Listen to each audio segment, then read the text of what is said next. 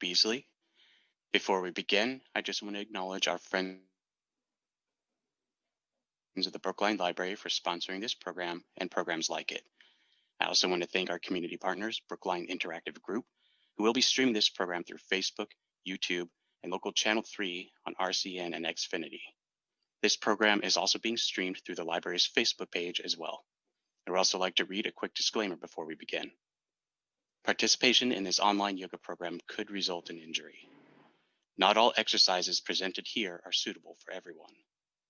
These exercises are not intended to substitute for proper medical care or advice. Always consult your physician before beginning any exercise program. The creators, teachers, and producers assume no responsibility for injuries from participation in this program. Hi, good morning. Let's begin by sitting up in our mountain pose, or you're also welcome. You could stand in mountain pose if you're familiar with that.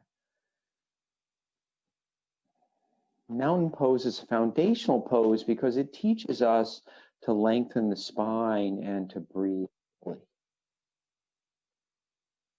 So that's what we're going to start with. We're going to think about lengthening the spine and breathing with diaphragmatic breathing. That means feeling the belly going in and out with the breath. Feel free to rest a palm on your navel if you want. And you'll feel the belly moving with the breath. That's the idea anyway. So really engaging the diaphragm, which is that muscle that runs kind of parallel to the floor, just below the lungs.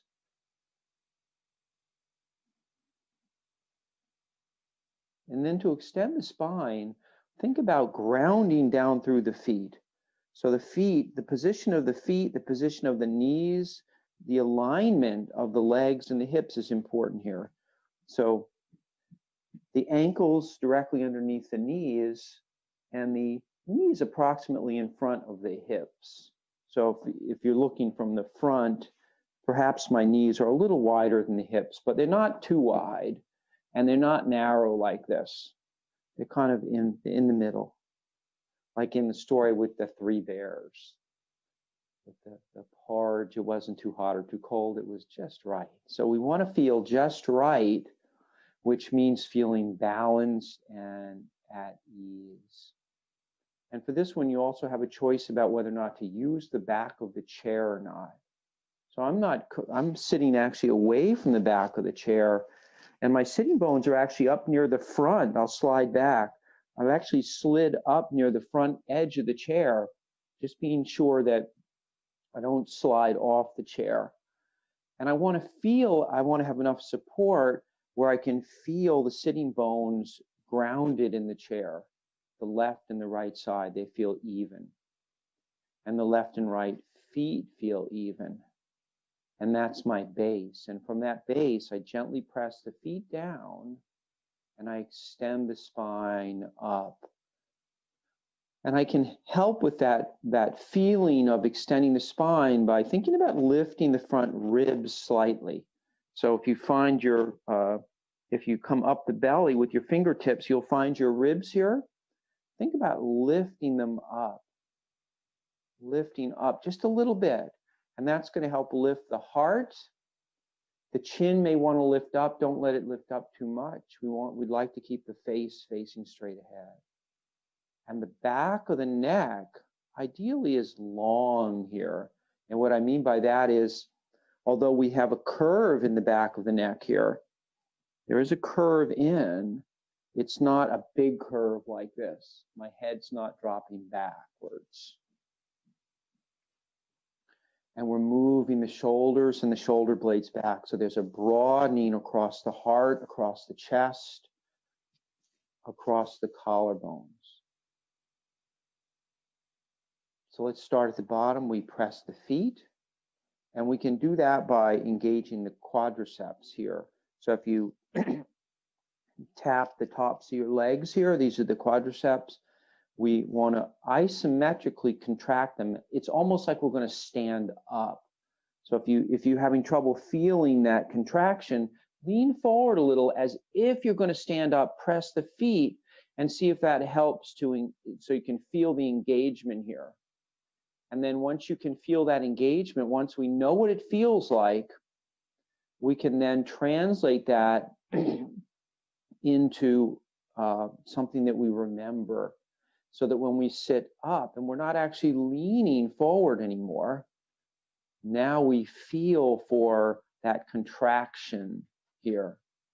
We feel for that contraction. So if you need to practice that, you can lean forward, see what it feels like as you press, as you contract, and then come back up to straight. And after a while, your muscles get the hang of contracting even when you're not going to stand up. In other words, it's kind of like when you squeeze your hand.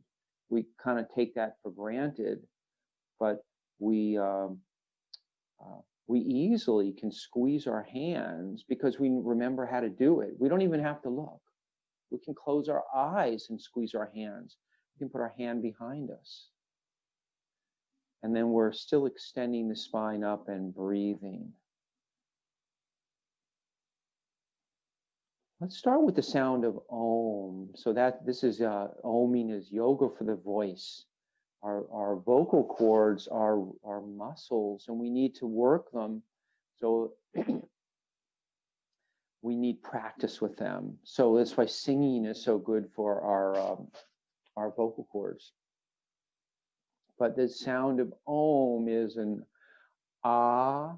Notice the shape of the mouth, nice and big. Ah. Like you go to the doctor, they tell you to open wide and say ah, ah, and then oh. So make that O shape like a fish. Oh, and finally we close the mouth and allow the throat to vibrate.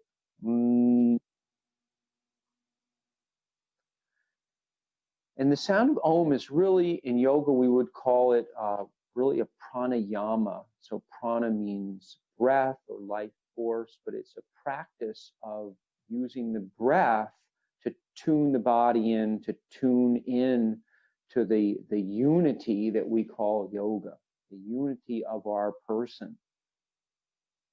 And whatever that means to you, it's one of the things that ultimately in yoga we have to figure out, is what does it really mean? And I think maybe it's different for each of us. I mean, I'm only one person, so it's hard for me to know. And so we'll sit up nice and tall, and we're going to make the sound of Om, thinking about nice and easy breathing. So less is more here. If you overdo, take too big a breath, it creates tension, and that's counterproductive. We want to stay relaxed, even though we're efforting. So we're balancing. Think about balancing ease and effort. Balance. Sitting up tall, inhale.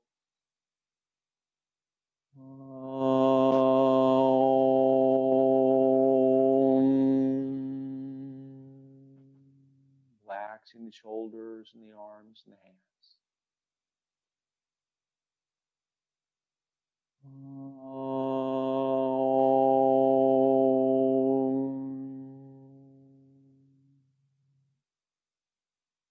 Nice, easy breath in.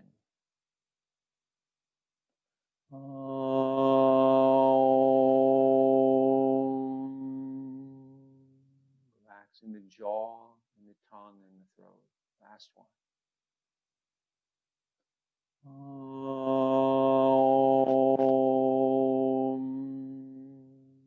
Softening the face and the eyes.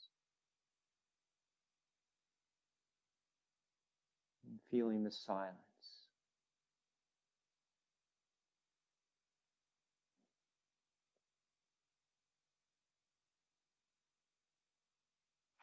I wanted to start by reading something.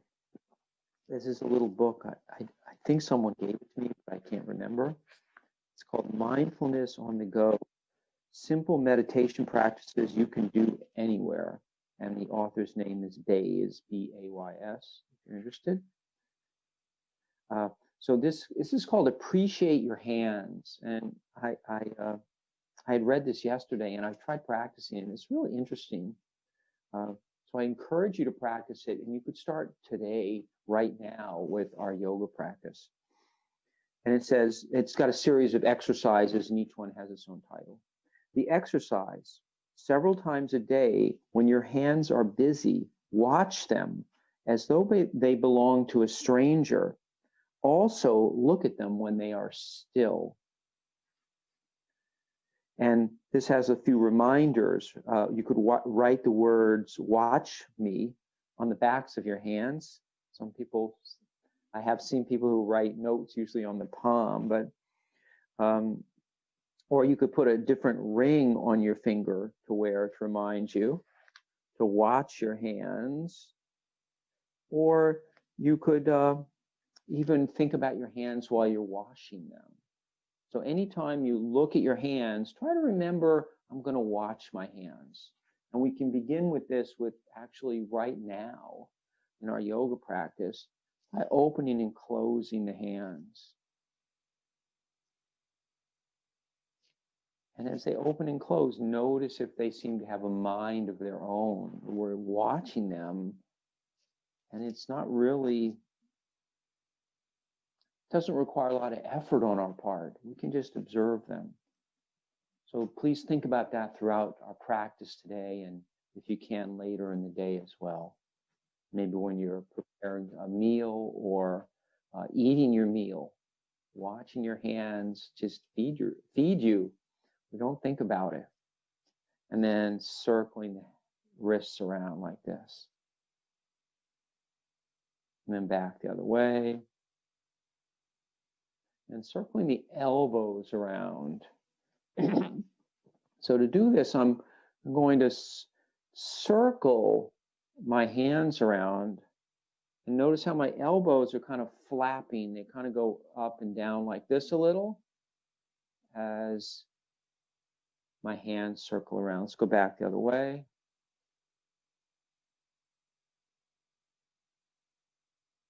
And then finally the shoulders. So in our yoga practice, one of the things that we need to do is warm up. And one of the ways to warm up so that it's efficient and we make sure we cover all the joints in the body, especially. The joints are very important. Is we start at one extremity. So in this case, the fingers and the hands, we work our way to the shoulders. Now we're going to go down to the feet. You like to curl and then spread your toes. I'll take my sock off so you can see what we're doing, but you can leave your shoes and socks on if you have them on. I'm just going to lift my toes up. Notice how my foot's just flat. So this I'm actually doing both feet. I'm going to lift up and I'm going to spread my toes. And if you're not used to moving the toes around, it can take a little practice. The other thing you can do to help the toes is to actually move them with your fingers and then see if you can make a connection. Feel what it feels like for them to move a little bit. So this can take a little bit of, you might have to do this, some repetitions. But if you have a part of the body that doesn't move well, you can manually move it with your hands as you're watching your hands, right? You're watching your hands do this stuff. And after a while, you begin to, you get a little bit more movement in the toes. And then if you keep practicing it, you get more movement. So in the beginning, the movement is very small, and you might not get much movement at all. But we want to be able to feel. We want to teach the mind to connect with the toes or with whatever part of the body we're using. So think about lifting and spreading the toes. And we're going to rock the feet like this. So I'm rocking the feet. Notice that the toes are pointed straight ahead. So the feet are parallel to each other. And my knees are approximately lined up with the hips. If that's uncomfortable, you could walk your feet a little further apart. You could even turn your feet out slightly. Try not to turn them out a lot. And don't let them turn in if you can help it. So it also, all the positions that we have here are really just guides. We'd like to maintain good alignment for the joints in whatever pose we do, but sometimes the restrictions in our muscles don't allow that. For some people, and my feet tend to go in like this and they don't really like to go out, but some people can turn their feet way out and can't turn their feet in very much. So we're all a little bit different. So try to maintain this, thinking about alignment. So the knee joint is a hinge joint, so it's lined up with the hips, and the toes is a good place for it. The shoulders and the hips move in a socket, so they can go in circles. The knee can't really do that. Wrists and ankles go in circles. Now let's go ahead and slide back in the chair for a moment. And sitting up nice and tall. And this is a chance to experiment with using the back of the chair. So slide back enough, and if you need to, you're always welcome to put a small cushion where the lumbar spine is to provide the curve. We want to maintain the 3 curves in the spine, the curve in where the lumbar region is right here, the curve out, the thoracic spine, really mostly between the shoulder blades, and the curve in the neck. And these are the curves that we were born with. They're natural. And if you look at a kid's spine, if you look at a young spine, you'll see that they naturally maintain those curves. They bend too, but when they're walking, they have really nice curves. We lose a lot of that because of our sitting and because of just life. And we'd like to maintain those things. It maintains better alignment in the vertebra that are stacked in the spinal column when we have those curves. If the back is too flat, the vertebrae tend to open on one side and compress on the other. And if there's too much curve, it's just the opposite. You get it, the opening is too much on the opposite side and too close on the other. So sitting up nice and tall, we can use the back of the chair. And let's try this. Let's just bring the hands up like this. And just lean back a little bit into the chair. Lean back and see how that feels. Notice I'm not dropping the head back. See if you get a little more opening in the heart here. A little more opening in the heart, and perhaps the shoulder blades, I'm going to turn around so you can see, perhaps the shoulder blades move slightly closer together. But there's no pain or discomfort from that. No pain or discomfort. If you're getting pain or discomfort, if the chair is digging into your back, don't lean back so much. So we don't want to create pain. When we create pain, we create tension. When we create tension, the neurological benefits, that balance that we get in yoga is defeated. And let's rock from side to side. So for this one, you may need to slide a little bit away from the back of the chair. You could also move all the way to the front of the chair. And you can see how it feels on your bottom, depending on where your sitting bones are. If you're all the way in the front of the chair, the backs of the thighs are unsupported, but the buttocks is supported. If you slide back in the chair, even the backs of the thighs, when you come down, you feel support under there.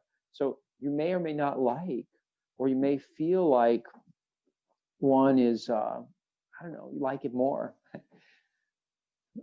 So try it both ways, see which one you like. And when we lean from side to side, we're really starting to warm up the core of the body here. The belly, the sides, and the back. And we're still extending the spine. So think about lengthening as you do this. Now, in the beginning, if we do it step by step, we lift the heel up and then lift the foot. And then come back down. And this is where we could do this. We could be mindful about this, just like we were watching the hands before. We could watch the feet now. And we could feel the balls of the feet come down and then the heel. And then we feel the heel come up on the other side and the ball of the foot lift off. probably have to slow it down to be able to actually feel, for our mind to have enough time to actually feel the places on the bottom of the feet. And you're welcome to do this lifting, keeping the torso firmly in place. Takes a little bit more core strength for that. You're also welcome to lift the foot higher and slower. So you can be anywhere from just lifting even the heel up, not even lifting the toes, just lifting the heel up, and you'll feel this action in the core, and then going to the other side to lifting the foot up, to holding yourself firm and not leaning at all. So when we don't lean, there's no momentum. It's all core strength lifting the leg. Again, try to avoid any straining. So if you're straining, sometimes lifting up like this, the tension goes up even into the throat. If your jaw is tense from that, then you're straining. And try to do something that's a little less strenuous. Still working, but less strenuous. So we want to be working without straining. And that's going to give us a balance, nice, much nicer balance in our yoga practice. And a much nicer balance in our life. And let's come back up, and we're going to come back to the legs. We're not done with the legs yet. We're going to pat one thigh, lift it up, and then swing it like this. So you may want to slide back on the chair for this. Notice I'm not really, it's swinging like a swing. So it's nice and easy, making sure it's going forward and back. So it's forward and back. You could even add the hands to it, or hand. So you could try the opposite hand. So remember, whenever we do, we have our, the right side of the brain controls the left side of the body, and the left side of the brain controls the right side of the body. So it can be a little more interesting to actually do one side with one appendage and the other side with the other appendage. So let's lift up. Let's pat first, and that's the signal to lift the knee. Lift the knee. That means we engage the abdomen here. Use the back of the chair. If you start to slump, if you're slumping like this, if you put your hand back here, feel if there's a rounding. If you can't maintain the lumbar moving in a little bit like this, we have to firm up the belly as we swing. If you can't maintain that, please use the back of the chair. That's why we have the chairs. Really handy. A chair is really just a prop. And in yoga, we often use props. We have blocks. We might use a block later. We have straps when we're rocking the hand too.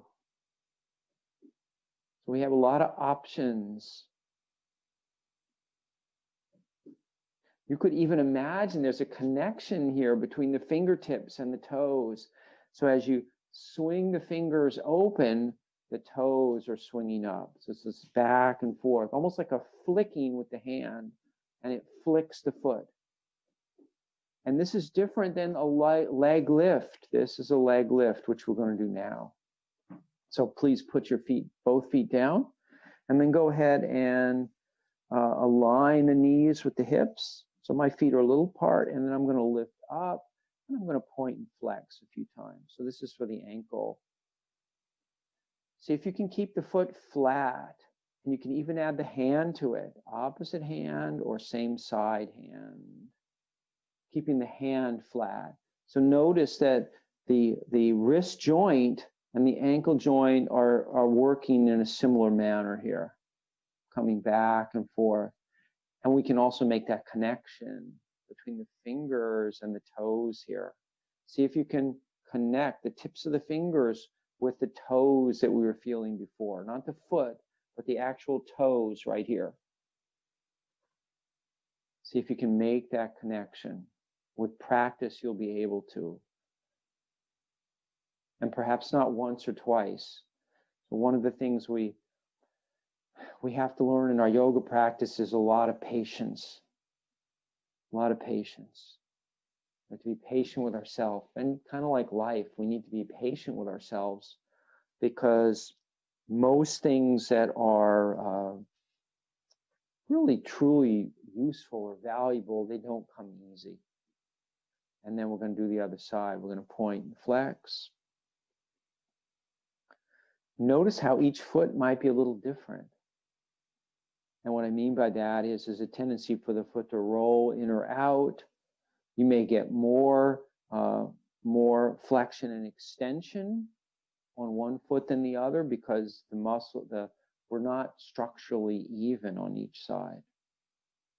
And that's normal. Oh, we're doing the thing with the fingers and the toes. And now we'll do our leg lifting. We'll lift up and we pull the toes back. That's going to stretch the backs of the legs. Pull the toes back. And then when we release them, we relax the foot down. So it's like this. We lift up, toes back. Feel a lengthening along from the underside of the buttocks all the way down the leg, all the way through the heel. It's almost like we're extending the heel away from us. And then we're going to come down. So we're not going to hold it. We're going to lift up and then down. We can add the breath too. Perhaps inhaling as you extend, exhaling down. Oh, you can even give a sigh as you lower your foot down.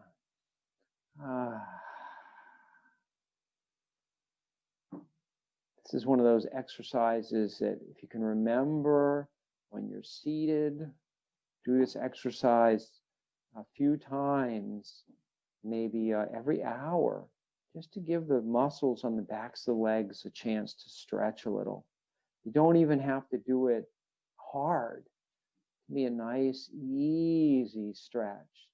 As a matter of fact, I kind of prefer that. It's really just getting everything moving, getting the joints moving, getting the muscles to gently stretch. Getting the muscles to gently stretch. And let's try this, if you'd like. Lift your foot up and then bring your hands out like this. And then bring the hands back. And then let's do the other side. So it's a little something, a little extra here, if you want. And of course, this is your practice. So you don't have to do anything that I'm doing. Hopefully you do some of it. But I'm really just your guide. Especially since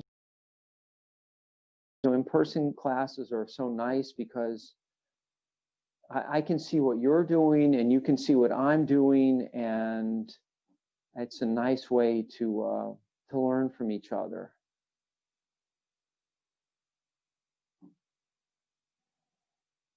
And so as I'm opening my arms here and I'm breathing in, as I'm lifting my leg up, there's this opening here. So I'm exaggerating a little bit so you can see it hopefully a little more clearly, but I'm opening my heart, my chest. And a couple more. Let's do one more on each side. And then coming back down and rolling the shoulders. So lifting up. Let's do one shoulder and then the other. So making sure that as you lift up one shoulder, the other one, we let it relax down. So there's an efforting going on one side while the other side is totally relaxed. And notice if you can feel the shoulder blades moving independently of each other. So as we roll the shoulder up, the shoulder blade behind us is moving back. And then we relax that side and then do the other side. Let's go the other way.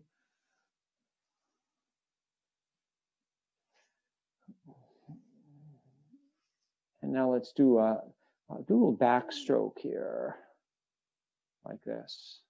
So this is the same as what we were just doing, but now the arms are lifting up a little bit. Depending on your shoulders, you could lift the hands higher, as long as the shoulders aren't going all the way up. If you're finding that your shoulder's up by your ear, then keep the arm down more. So we want to be able, I mean, the shoulder will naturally go up, but we don't want it to get stuck up here. And then we're going to go the other way. And this is going to be the beginning of our working the abdomen, a little turning in the abdomen. I'm reaching out, straight out first, and then across the body and down the opposite leg. So start out slow here. And notice your alignment too. Notice how the feet are pointed straight ahead. The knees are about lined up with the hips. They could be a little wider if you want. And I'm feeling like I'm lifted. I'm supported by the sitting bones in the feet. And then I reach out and across and down. And notice how there's a little turning when I do that. There's this diagonal movement from the hip to the opposite shoulder. Actually, come forward for 1 second. So stay in this nice seated position and then move the elbow back on one side and then the other. Try not to lift the shoulders up.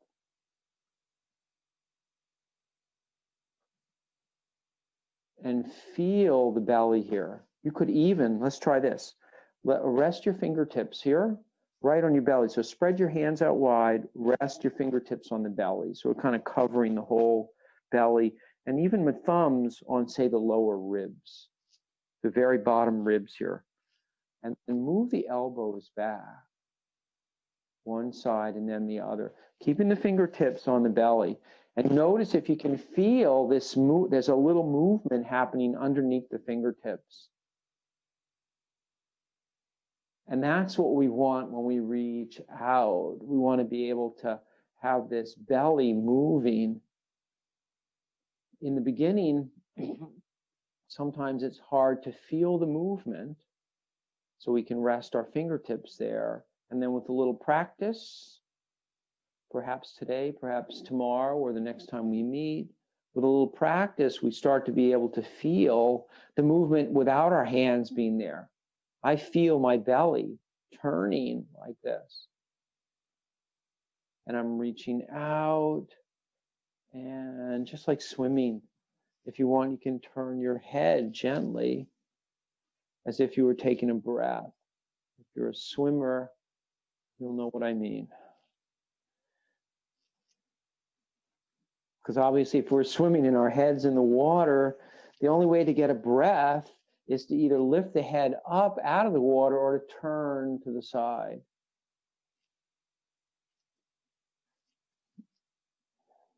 Or we have to be able to hold our breath for a really long time until we get to the other side. And then coming back up. And we're going to slide forward with the feet slightly, and we're going to circle around. So keeping the spine long here. So even though I'm starting to lean forward, making sure I'm not looking down. That's going to round the back. We want to keep the spine extended and long and the heart lifted. So I'm circling around. You might want to adjust the feet. You could even move the feet a little further out, away from the chair, and a little wider from the hips. So we want to feel like we're supported underneath. And this is it's like our tripod. So our feet and our buttocks are our tripod when we do this. And I'm extending. If you have trouble getting the feeling of extending, try sitting up a little bit more and not making the circles so big, until you can begin to feel the lengthening. And then as keeping the length, you can try circling, making so the shoulders are circling around in a plane that would be parallel to the floor.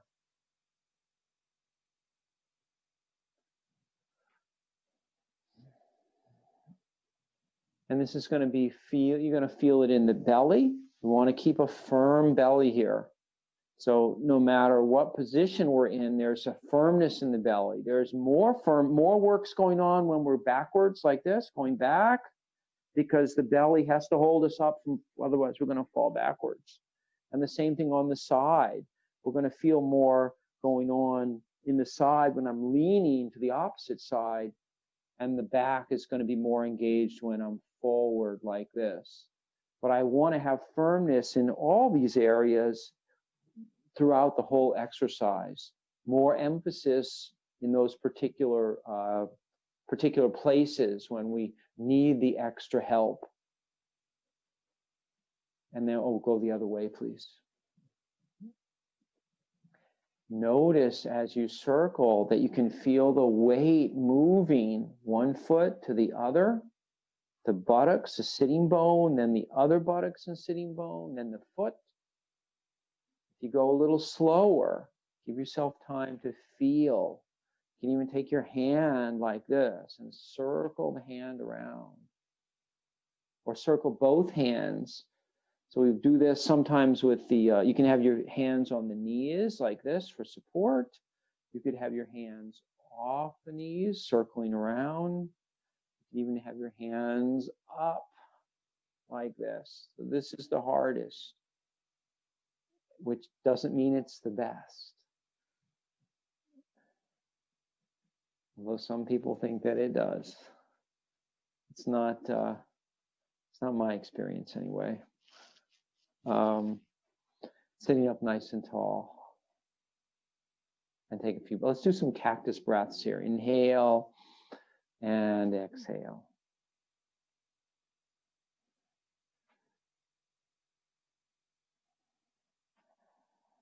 Like a dragon flapping its wings like this, or a bird. You could even do the bird like this. There's a little opening in the heart, and the shoulder blades are coming together. So we can, when we do cactus breath, we can adjust the height of the elbows here to accommodate our shoulders. We want the shoulders to be relaxed enough so they feel okay.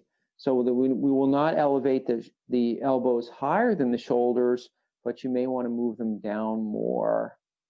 You could even go back and forth and then snake the hands up and down. So you get to the elbows being shoulder height and then go back down. Kind of your choice here. Now let's give ourselves a little hug.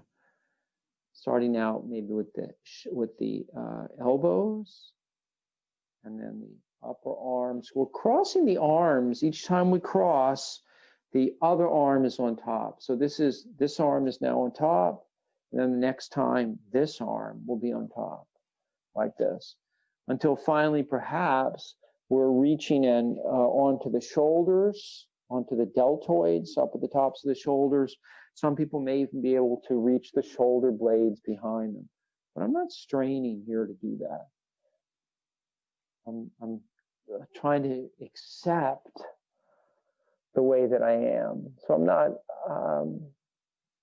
I'm moving, and then I'm accepting how it feels and where I'm at. I'm going to pause here for a moment and just take a couple of breaths. Notice in this position that we don't get as much breath.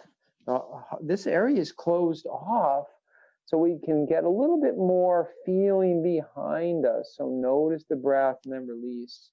And a couple more times like this. Let's try it one more time. And so notice as the front of the body is constricted, it's a little more, it's an opportunity to feel the back of the body and to get a little bit more opening in the shoulder blade area. And if you find this is too constricting on the front, don't wrap yourself as tight. Make it a little smaller, and then work on the shoulders behind you, the shoulder blades behind you. And then bring the arms down. Let's roll the shoulders a couple of times. Let's do the neck. Sitting up nice and tall, lifting the chin up, and then chin comes down. So we're going to go back and forth. Back and forth. As you do this, notice the support underneath you. So we've been seated. If you're into standing, you could stand up in mountain pose and do the neck exercises standing, if your balance is very good. You could, even if you are standing, you could stand with the wall behind you. Nice way to feel the back, the straightness of the back and the extension of the back. Using the wall, not leaning against the wall, but feeling it. And the same with the back of the chair. You could use the back of the chair here too, if you're not already. And feel as we lift the chin up and down, the back, when we move one part of the spine, there's a ripple effect in all the other parts of the spine. They all move in response to that movement. And then coming back up, take a breath. Give a little sigh, relax the shoulders, and then we're going to tip the head. We let the ear fall gently towards the shoulder. This might be a good place for a pillow with the hands. And if you want to use the breath here, we'll inhale up and exhale down. So remember, the relaxation comes more on the exhalation. It's a little more energizing when we breathe in, and as we exhale, it's more relaxing. It's funny, if you look at the heart, if you look at your heart beating, your heart slows down as you exhale. If you exhale slowly, the heartbeat slows down. And when you inhale, it picks up again. So the heart doesn't always beat at the same speed. So going back and forth.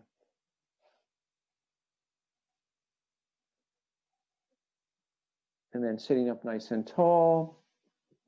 And let's massage the ears. I hope people have found massaging the ears to be a pleasant thing to do on a regular basis. I'll move a little closer so you can see. Pretty straightforward. I start down at the bottom. I can go up and down the ear. There's no pain or discomfort. And then it's nice. I kind of pull it like it's a little taffy, like that. And you feel a little stretch, but no pain or discomfort. Please don't put yourself in pain. Be nice to your ears. We need our ears. We need our ears. And then we're going to turn the head. That massaging can help to release or make it a little bit easier to turn the head. Now let's swing the hand like this back and forth. And when I do my neck exercises, I like to close the eyes and not worry about how far I'm turning. I'm not worried about how far. And then switch your hand. Try your other hand. And then we're going to circle the hand around. And follow the hand with the nose. Follow the hand with the nose. And then go ahead and take the hand away, but keep the nose going. So we've gone from sort of a big circle, imagining a big circle, to kind of a smaller circle. And notice how that feels, that connection that we're making, what we're asking our head to do, what we're asking our neck to do, feels a little different. Let's go the other way. Continue to draw with your nose again. And for this one, it's easier for me if I close my eyes. If you don't want to close your eyes, or you're concerned about balance at all, try just closing them a little bit. So we start to partially close the eyes. So now my eyes are partially closed. If you're not used to that, it can take a little practice.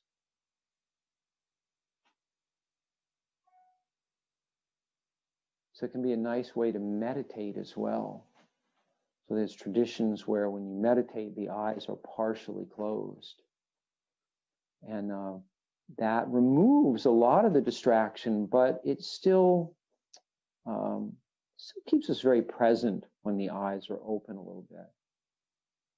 And let's see, so we circled, we went side to side. Okay, so I think we did the neck. And let's let's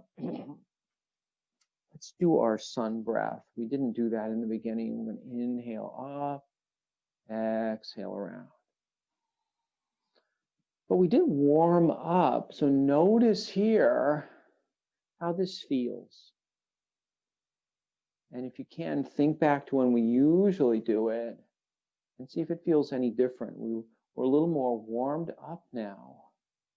So you might get a little more spreading across the heart, a little more ease in the shoulder blades, perhaps a little bit more ease in the neck, softening in the face and the eyes. Now let's bend the spine in 6 ways. I think hopefully we're warmed up enough. So this is an exercise in flexing and extending the spine. Inhaling and lifting the heart forward. So it looks like I'm just sitting here. I'm inhaling and I'm lifting my sternum forward.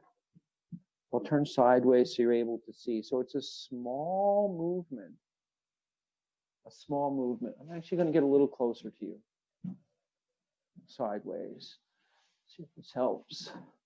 So I'm sitting up nice and tall in my mountain pose. And it's nice to hold on to the knees here. So notice the arms stay straight. The shoulders don't move very much. And I lift my heart forward. And then my heart goes back. So there's a little bit of movement here, but not much. And notice how the arms stay relatively straight. So they're not bent.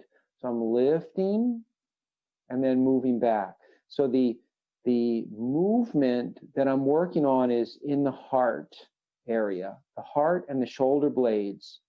You might notice the chin lifts up and goes up and down a little. And the hips are rocking slightly. If you look down here, you'll notice that my back is straightening. I'm losing that curve a little. And then when it rocks forward, I get a little more curve. It's hard to tell with the chart, but this is curved and this is kind of straight. I want to avoid the rounding in the back. But I'm going back and forth with the heart. And remember, when we move the area around the heart, the thoracic spine, it ripples out. The other parts of the spine move as well. So I'm just letting them go along for the ride. So this is number 1 and 2. Number 1 and 2 in bending the spine 6 ways. So 3 and 4 is a lateral extension, starting with the hands like this. We're just going to lean a little like this. Actually, let's start with this. Reach up. So you're feeling a lengthening on the side of the body, from the hip, up the ribs, up the armpit. Keep your arms moving, though, going from side to side. I'm staying in one position just to demonstrate. I'm lengthening along this whole thing here. And if it bothers your shoulder to reach the arm up, just see about lifting the elbow up, maybe. See if that helps. So like this. I'm still getting this length. You could even, when you lift your arm up, bring your hand over. You'll feel this opening here. And if you bring your hand down, you'll feel it closing. So there's opening and closing. So that's what we want. We want that opening, this broadening of the rib cage, broadening of the armpit, and opening. So many of our exercises that we do in yoga are directed at opening space for the breath, for pranayama, the breath to come in.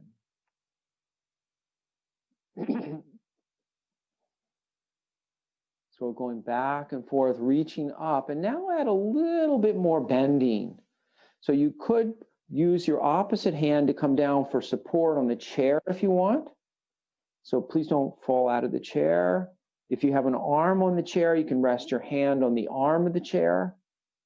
But we want to feel like we're lengthening first, and then this whole spine is bending to the side. So this is a nice length and then bending. We'll always want to lengthen the spine first. And that's true in even our daily activities. If we can lengthen the spine, reduce the compression in the spine, when we bend the spine, it bends more easily.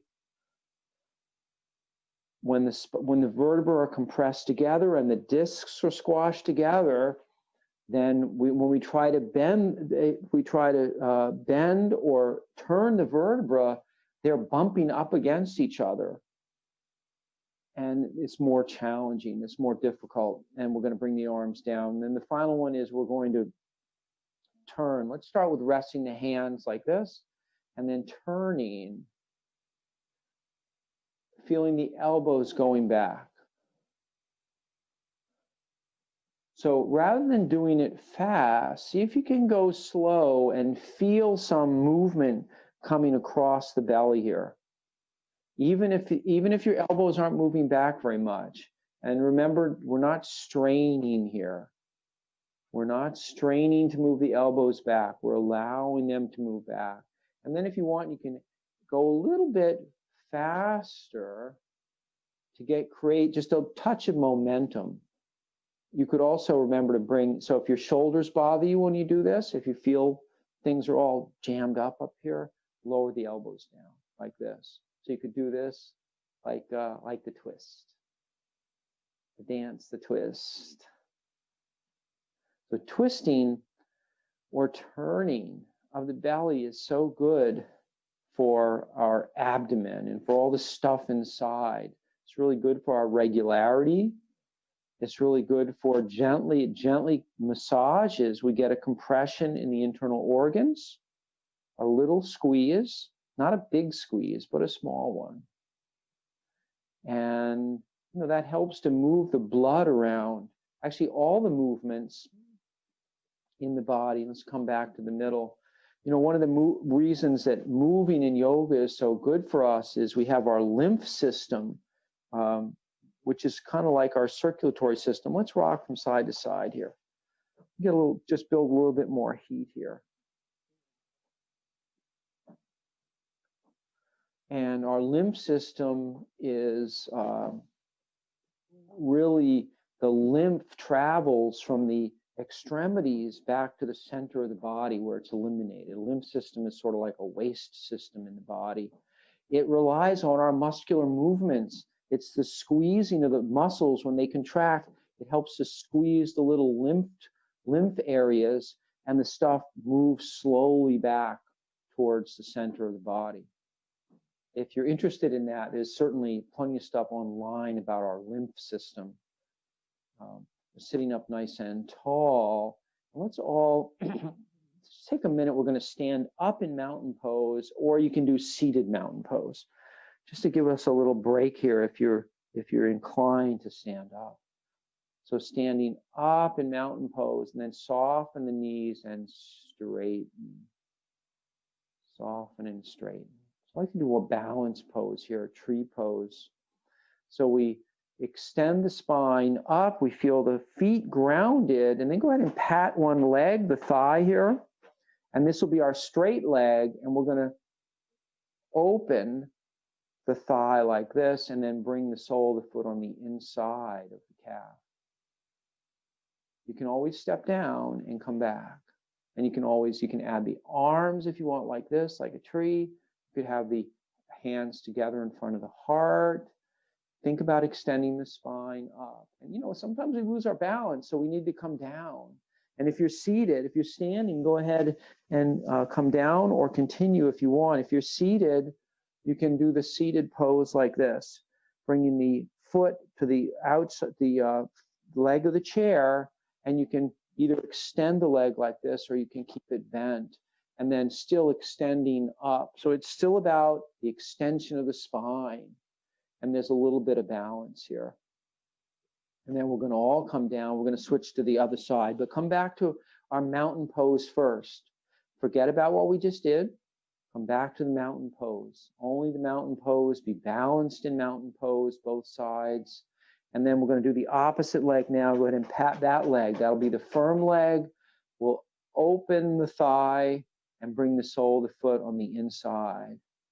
firm up the buttocks, extend the spine. And if you're a little wobbly, that's okay. You've got your chair, right? Chair is very handy. Move it to the side a little so you can see. Just even resting a fingertip on the chair. Sometimes that's enough to be able to make us feel better balance. Just a fingertip. And if you'd like to be standing and you're concerned about balance, you could also stand working against the wall like this with a chair on each side of you. Recommend that if you want to be standing. That way there's not going to fall backwards, or if you fall backwards, you bump into the wall. We want to be right next to the wall, but without leaning against the wall. And then we're going to all sit down and take a few breaths.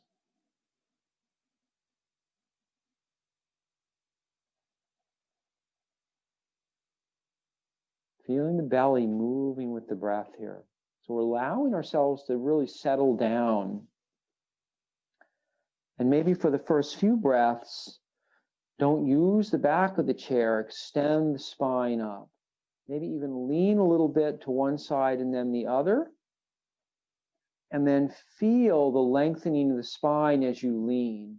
Kind of like as I lean to this side, I can feel a little more lengthening. Because when we were bending before, when we bend to the side like this, remember we lengthen the side.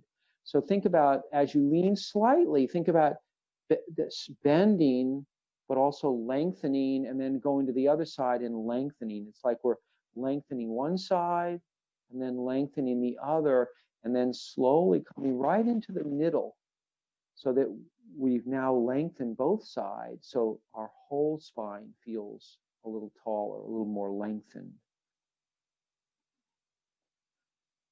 Allowing the face and the eyes to soften. Letting the breath come back to a nice natural rhythm. Nice natural rhythm for the breath. Then we're going to settle into our shavasana.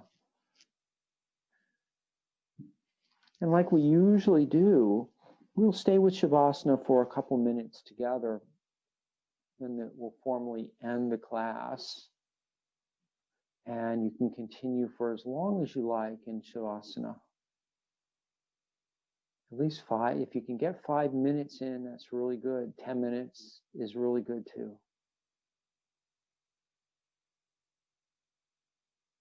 Just breathing naturally, sitting up nice and tall, and the hands are resting comfortably.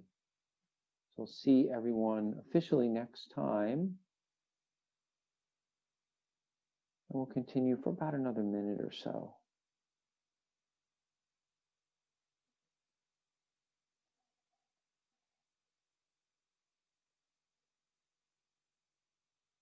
When you breathe in, think about a lightness in the spine. So the spine is extending up, the face is soft, the eyes are relaxed. And then as you exhale, feel the feet grounded on the floor, even on the floor. Feel the buttocks and the sitting bones, even in the chair.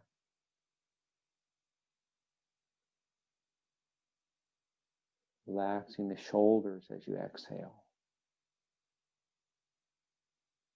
So there's a lightness that comes when we inhale, and a softening and a relaxation and a release that comes as we exhale.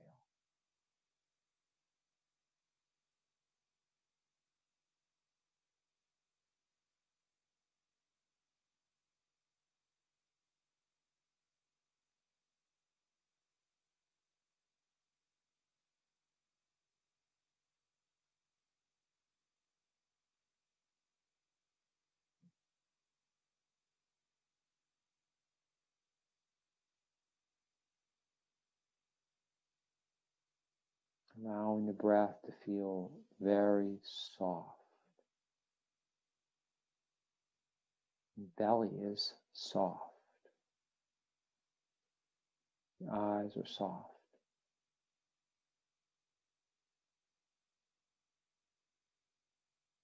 heart is soft.